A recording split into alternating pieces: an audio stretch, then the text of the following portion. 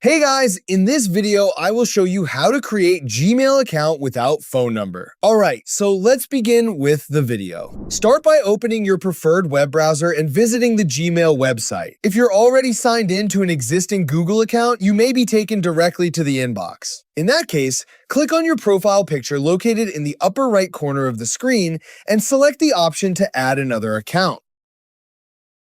Since we're creating a new account, click on the Create Account button. Next, enter your first name and last name, then click Next to continue. Google will ask for some basic information, including your date of birth and gender. Fill in the required details and proceed to the next step.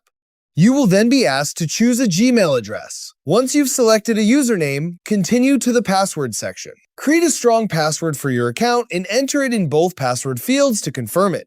After confirming the password, click Next. Depending on your location and account setup requirements, Google may ask you to verify your identity. In some cases, you might be asked to scan a QR code using your mobile phone or complete another verification method. Follow the on-screen instructions to complete the verification process.